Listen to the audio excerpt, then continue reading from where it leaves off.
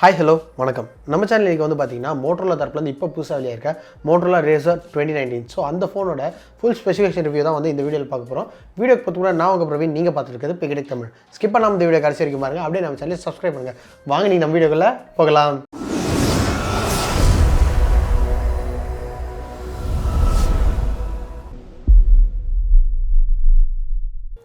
Motorola Razr 2019. So இந்த ஃபோனை பற்றி பார்க்கணுன்னா ஃபஸ்ட்டே சொல்லணும், இந்த ஃபோன் வந்து ஒரு ஃபோல்டபுள் ஃபோன்.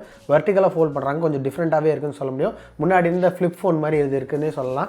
அது மட்டும் இல்லாமல் இந்த ஃபோனோட டிசைன் அண்ட் பில்டுன்னு பார்க்க இந்த ஃபோன் வந்து பார்த்தீங்கன்னா ஒரு 7mm திக்னஸில் தான் வந்து இந்த ஃபோன் வந்து பில்ட் பண்ணியிருக்காங்க.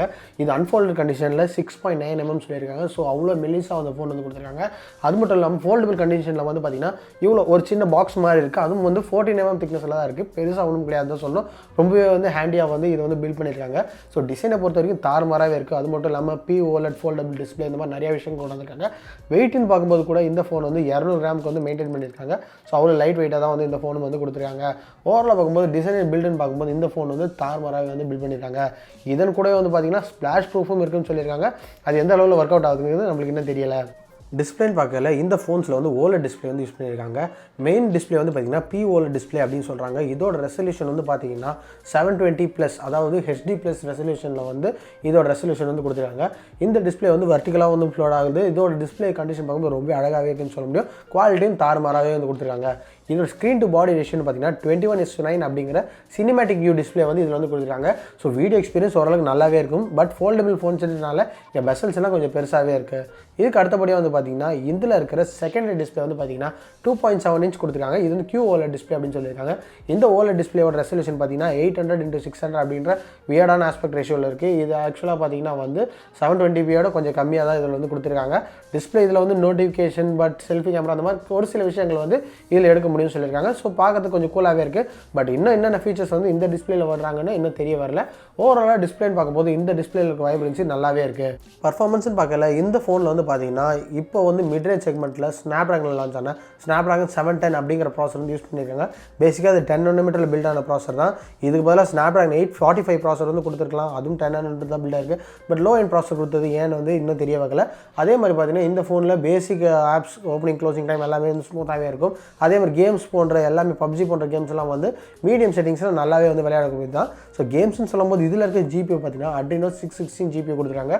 ஓவராலாக பர்ஃபார்மன்ஸ் வந்து ஒரு மிட்ரேஞ்ச் செக்மெண்ட்டில் இருக்க பர்ஃபார்மன்ஸ் இதில் கண்டிப்பாக இருக்குன்னே சொல்லலாம். கேமராஸ்ன்னு பார்க்கல இந்த ஃபோன் வந்து பெருசாக வந்து நிறைய குவாட் கேமரா, ட்ரிபிள் கேமரா அந்த மாதிரிலாம் கொடுக்கல. ஒரே ஒரு சிங்கிள் கேமரா தான் கொடுத்துருக்காங்க. செல்ஃபி கேமரா கூட கிடையாது. இந்த சிங்கிள் கேமரா வந்து பார்த்தீங்கன்னா 16 MP f1.7 அப்பேச்சர் லென்ஸில் வந்து கொடுத்துருக்காங்க. ஓவராலாக பார்க்கும்போது இந்த ஃபோன் வந்து ஒரு மிட்ரேஞ்ச் செக்மெண்ட்டில் இருக்கிற அதே ஷார்ட்ஸ்லாம் நல்லா தான் எடுக்குது, அந்த குறையும் இல்லை. பட் இந்த ப்ரைஸிங் செக்மெண்ட் கம்பேர் பண்ணால் நிறைய ஃபோன்ஸில் நிறைய கேமராஸ் இருக்குது. பட் ஃபோல்டபிள் ஃபோன் வேணும், கொஞ்சம் இனோவேட்டிவாக இருக்கணும் அப்படின்னு நீங்கள் பார்த்தீங்கன்னா இது உங்களுக்கான ஃபோன் கிடையாது. அது மட்டும் இல்லாமல் இந்த ஃபோனில் பின்னாடி 4K 30fps வரைக்கும் வீடியோ ரெக்கார்ட் பண்ண முடியும்னு சொல்லியிருக்காங்க. ரேம் அண்ட் இன்டர்னல் ஸ்டோரேஜ் பார்க்கும்போது இந்த ஃபோனில் வந்து பார்த்தீங்கன்னா 6GB RAM 128GB internal storage அப்படிங்கிற வேரியண்ட் வந்து கொடுத்துருக்காங்க. இதில் மைக்ரோ SD கார்டு ஸ்லாட் வந்து கிடையாது, ஒரு சின்ன டவுன்சைட் தான். அது மட்டும் இல்லாமல் பார்த்தீங்கன்னா இந்த ஃபோனில் வந்து dual SIM ஸ்லாட், அதுக்கப்புறம் வந்து ஹார்ட்வேர் SIM ஸ்லாட் இதெல்லாம் எதுவுமே கிடையாது. ஏன்னா சிப்பெல்லாம் போட்டு இதில் வந்து சிம் போட முடியாது. அதுக்கு பதிலாக இதில் வந்து eSIM சப்போர்ட் தான் கொடுத்துருக்காங்க. இதன் மூலியமாக வந்து நீங்கள் வந்து இன்டர்நெட் மூலியமாக வந்து ஆக்டிவேட் பண்ணிக்க முடியும். அந்த விஷயமான சிம் தான் வந்து இதில் கொடுத்துருக்காங்க. சின்ன டவுன் சைடாகவே தெரிஞ்சாலும் இதுதான் வந்து ஃபியூச்சர் ஆஃப் ஸ்மார்ட் ஃபோன்ஸில் வர ஒரு டெக்னாலஜிலே சொல்லலாம். அதேமாதிரி பார்த்தீங்கன்னா இந்த ஃபோன் வந்து அவுட் ஆஃப் த பாக்ஸ் வந்து Android 9.5 வந்து ரன் ஆகும்னு சொல்லியிருக்காங்க.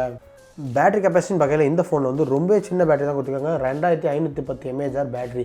ஸோ ஒரு 6.2 இன்ச்சை பவர் பண்ணுறதுக்கு இந்த பேட்டரி போதுமானு கேட்டிங்கன்னா கண்டிப்பாக போதாது. அதே மாதிரி பார்த்தீங்கன்னா டே டு டே யூசேஜுக்கு வந்து கண்டிப்பாக இந்த பேட்டரியில் தாங்குமானா அதுவும் கிடையாதுன்னு தான் சொல்லணும்.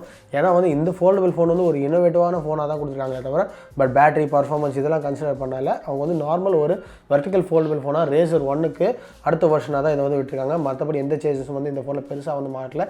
டிசைன் உட்பட பெருசாக எந்த வித மாற்றமும் இல்லைன்னு தான் இங்கே வந்து சொல்லணும். அதே மாதிரி பார்த்தீங்கன்னா இந்த ஃபோனை வந்து சார்ஜ் பண்ணுறதுக்கு 15W ஃபாஸ்ட் சார்ஜிங் சப்போர்ட் வந்து கொடுத்துருக்காங்க. பாக்ஸிலே சார்ஜிங் இன்க்ளூட் பண்ணியிருக்காங்க. ஓவராலாக பார்த்தீங்கன்னா இந்த ஃபோனை வந்து ஒரு டே எண்டில் வந்து ஈஸியாக சார்ஜ் காலிடும். 3 hours வந்து நீங்கள் ஈஸியாக 2 வாட்டி சார்ஜ் பண்ணுற மாதிரி தான் இருக்கும். கடைசியாக இந்த ஃபோனோட ப்ரைஸிங் பார்க்கும்போது இந்த ஃபோன் வந்து பார்த்தீங்கன்னா இந்தியா லான்ச் ஆகலை. ஏறத்தாழ வந்து 1,10,000 அப்படிங்கிற ப்ரைஸ் செக்மெண்ட்டில் வரும்னு எதிர்பார்க்கப்படுது. ஸோ இவ்வளோ ப்ரைஸுக்கு ஒரு மிட்ரேஞ்ச் ஹெட்செட் உள்ள ப்ராசர், ஒரே ஒரு இதில் ப்ளஸ் என்னன்னு சொன்னால் இது ஒரு ஃபோல்டபிள் டிஸ்பிளே ஃபோன். அதை தவிர்த்து பார்த்தீங்கன்னா இது எல்லாமே டவுன் சைடு தான் இருக்குது. கேமராஸ் ஆகட்டும், டிஸ்பிளே ஆகட்டும், அதுக்கு அடுத்தபடி வந்து பார்த்தீங்கன்னா பேட்டரி கெப்பாசிட்டி, ப்ராசஸர், இன்டர்னல்ஸ், இந்த மாதிரி எல்லா விஷயத்தையும் வந்து இதில் வந்து சின்ன டவுன் சைடு தான் இருக்குது. பட் ஒரு இனோவேட்டிவான விஷயம் வந்து இம்ப்ளிமெண்ட் ஆகும்போது இந்த மாதிரி விலை அதிகமாக தான் வரும். பட் இன்னும் ஒரு வருஷத்தில் 2 வருஷத்தில் பார்த்தீங்கன்னா இதே ஃபோல்டபுள் ஃபோன் 10,000 ஆரம்பிக்கிறதுக்கான வாய்ப்பு நிறையாவே இருக்குன்னு தான் நான் சொல்லுவேன். ஸோ அவ்வளோதான் இந்த வீடியோ. இப்போ பார்த்த இந்த Motorola Razr 2019. ஸோ இந்த ஃபோனோட ரிவ்யூ வந்து உங்களுக்கு ரொம்ப பிடிச்சிருக்குன்னு நினைக்கிறேன். இந்த வீடியோ வந்து உங்களுக்கு பிடிச்சிருந்தால் லைக் பண்ணுங்கள், ஷேர் பண்ணுங்கள், கீழே இருக்க செக்ஷனில் உங்களோட கருத்துக்களை மறக்காமல் சொல்லுங்கள். மேலும் இதே மாதிரி டெக் அன்பாக்சிங் மற்றும் டெக் ரிவ்யூஸ் தெரிஞ்சுக்கிறதுக்கு பீகடை தமிழ் சப்ஸ்கிரைப் பண்ணுங்கள், கூட இருக்க பெல் ஐக்கானே தட்டி விடுங்க.